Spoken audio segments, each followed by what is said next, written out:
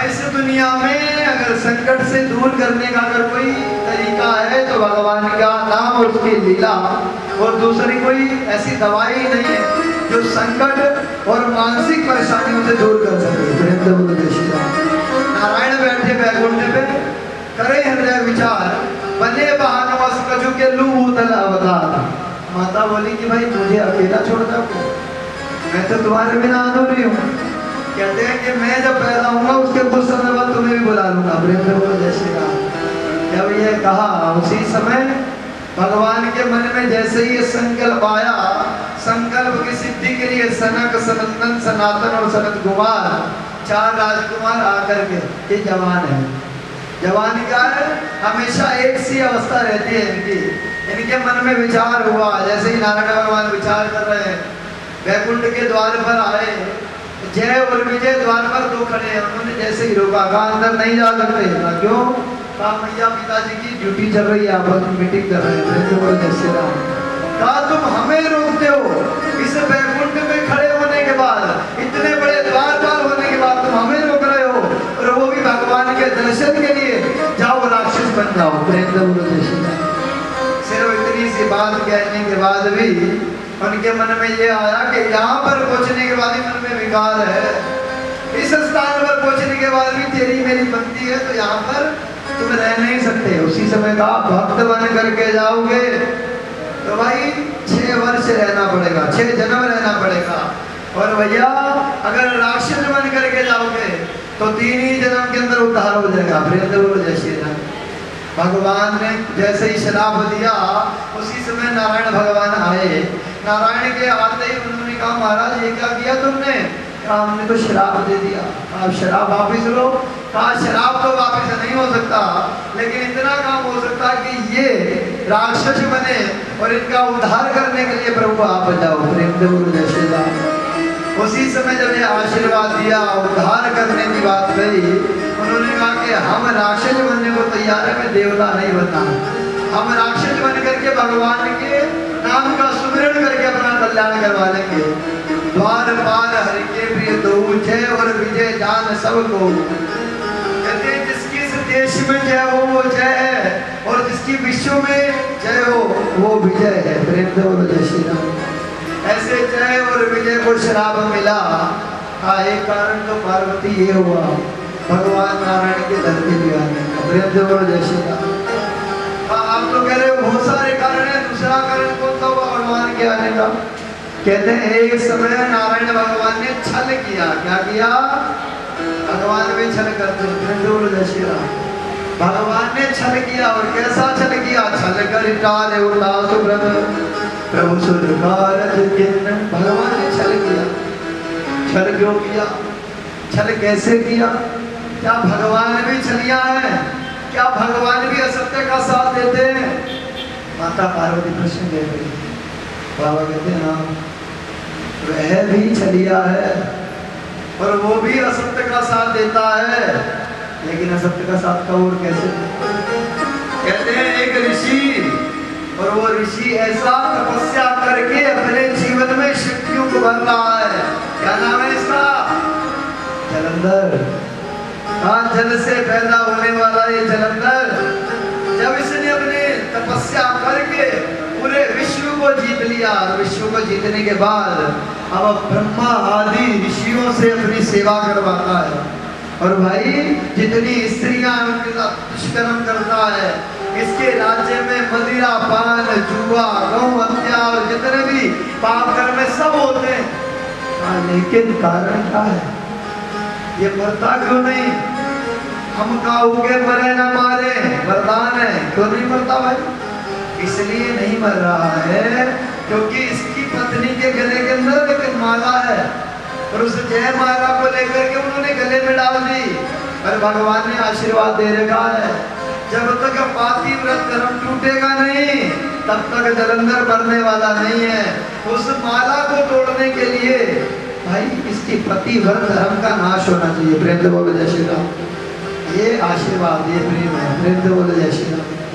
जब यह बात कही उसी समय कहते ही आशीर्वाद दिया। जलंधर ने सबके ऊपर चढ़ाई कर दी।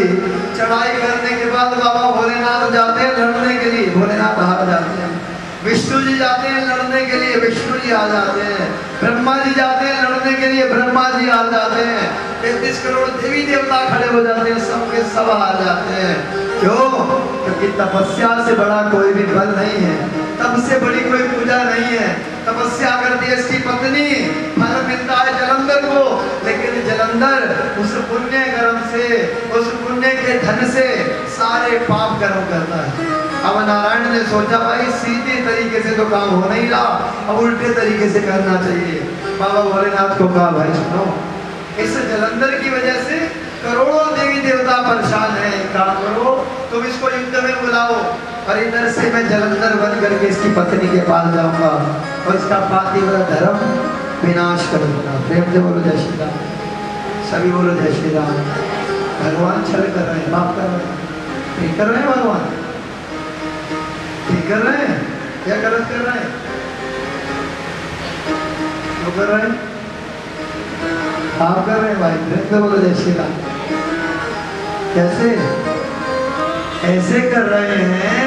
वो कह रहे हैं भाई जिस धर्म के आश्रित होकर के पाप को बढ़ोतरी मिल रही हो, चेहरा तो धर्म का हो लेकिन पीछे क्या बनाओ? पाप। ऐसे पाप का, ऐसे धर्म का गला घोट देना चाहिए। प्रेम से बोलो जय श्री राम। ऐसे धर्म को मार देना चाहिए। उसकी पत्नी तो धर्म कर रही है, पातिव्रत धर्म के ऊपर खरी उतर रही है, लेकिन उसका नाजायज फायदा उठा करके ये जलंधर करोड़ों देवताओं को, करोड़ों बेगुनाहों को मार करके उनके ऊपर राज्य कर रहा है। इधर नारायण भगवान गए, इधर शंकर जी गए। जैसे ही नारायण भगवान ने स्पर्श किया, स्पर्श करने मात्र से ही उसका पातिव्रत धर्म टूट गया।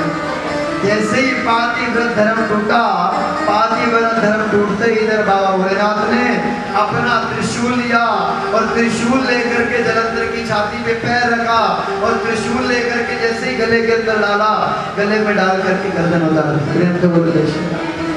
उसी समय कहा कि भाई नारायण तुमने छल किया है, मेरा पति मर नहीं सकता, मेरी वरमाला टूटी है। मेरी वरमाला टूटने का मतलब ये कि मेरा पति मर गया। जलंधर हो ना हो, तू जलंधर नहीं है। जलंधर का रूप लिए नारायण भगवान, हाथ में जल लिया। किसने? वृंदा ने।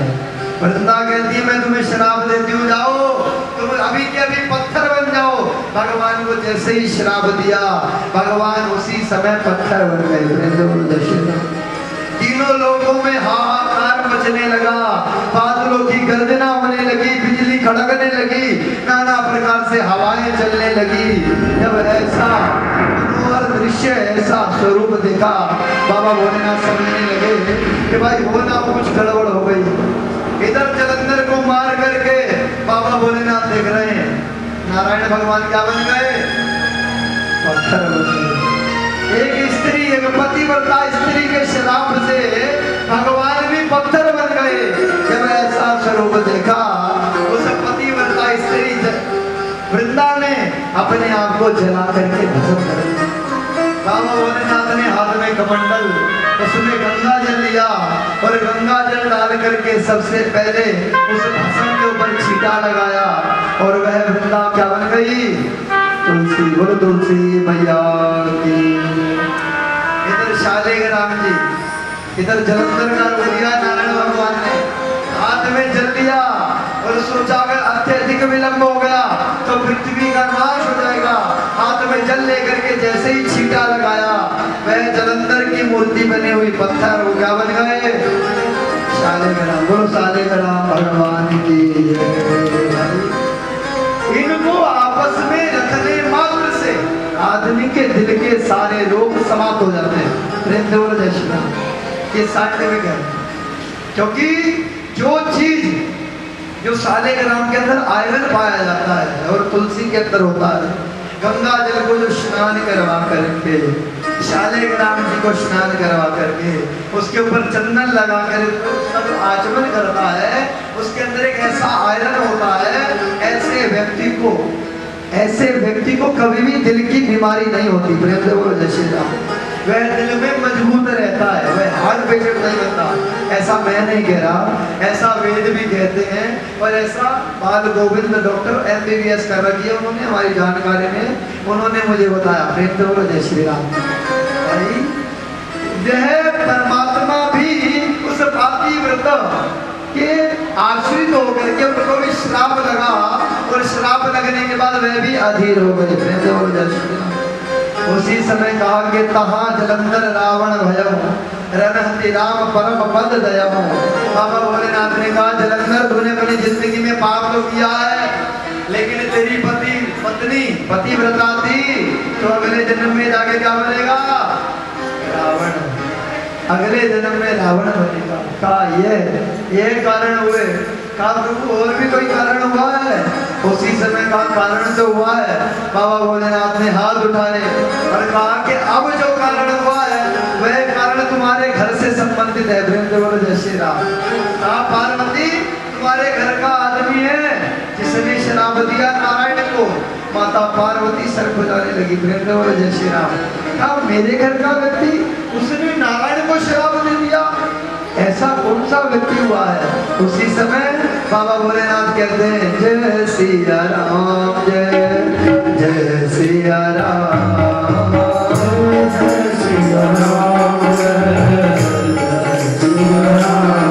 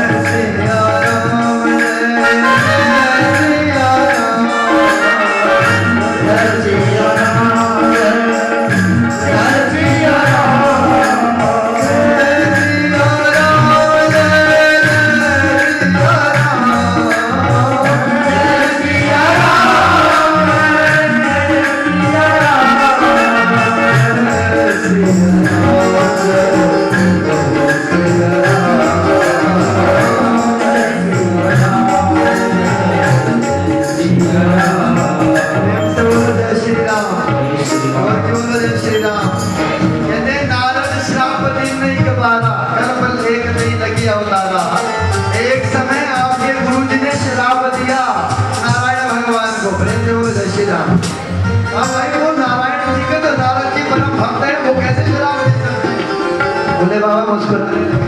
कहते हैं पार्वती सुन, इस दुनिया में कोई ज्ञानी नहीं है, इस दुनिया में कोई मूर्ख नहीं है, इस दुनिया में कोई विद्वान भी नहीं है। प्रेम से बोलो जय श्री राम।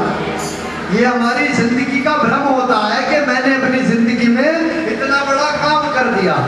ये हमारी जिंदगी का भ्रम होता है कि मेरी वजह से ये काम हो गया। प्रेम से बोलो जय श्री राम।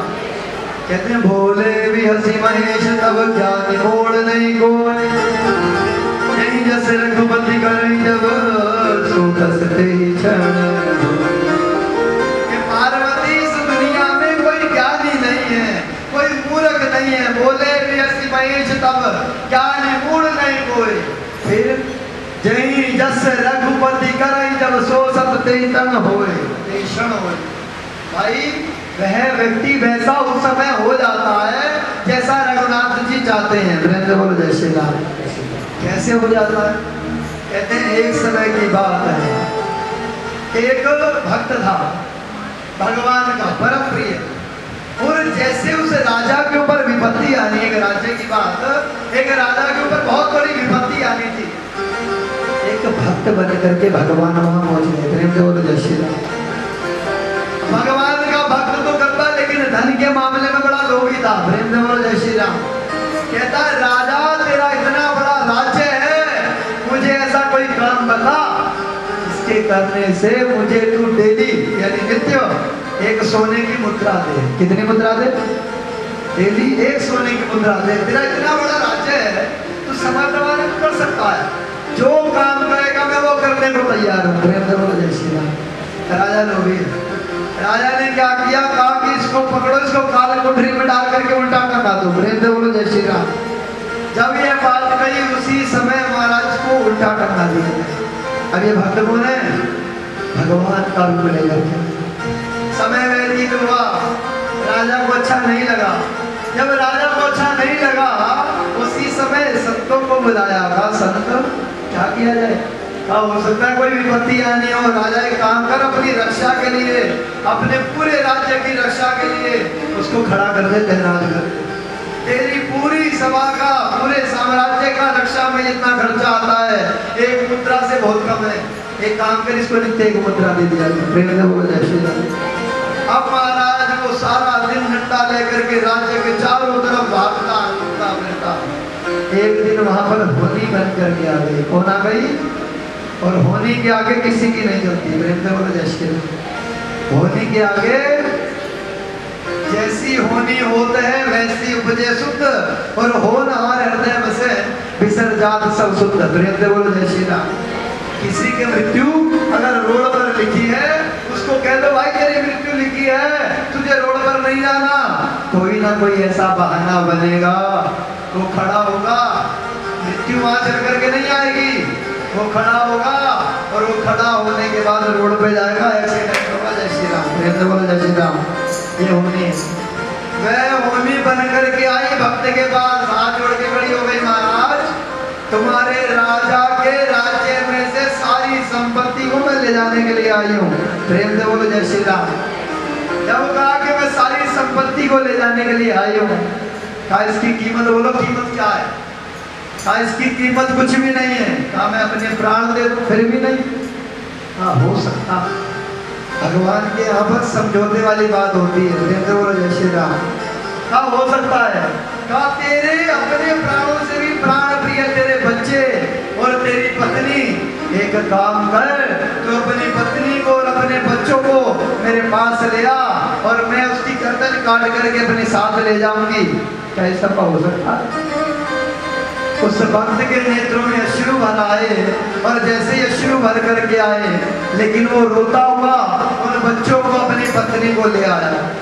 राजा ने देखा बड़ी देर हो गई, वह भक्त थोड़े ही समय के अंदर मेरे राज्य के यहाँ चक्कर लगाता है, वो चक्कर नहीं लगाता। राजा भी खड़ा हुआ। राजा जैसे खड़ा हुआ, खड़ा होते ही वहां पर जाने लगा।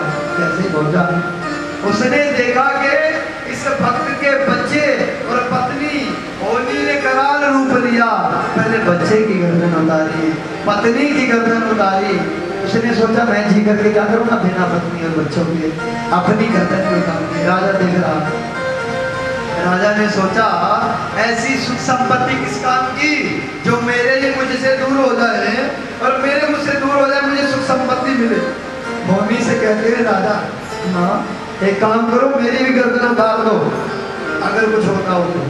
जब ऐसा देखा इतनी देर में रानी भी वहां पर आ गई। रानी कहती है राजा के बिना मेरा भी जीवन संभव नहीं है, एक काम करो हमारी भी गर्दन उतार दो। जब गर्दन उतारने की बात आई, धीरे धीरे करते पूरा साम्राज्य वहां पर खड़ा हुआ और साम्राज्य की एकता को देख करके, साम्राज्य के प्रेम को देख करके होनी भी वहां से उल्टी हो गई। प्रेम से बोलो जय श्री राम।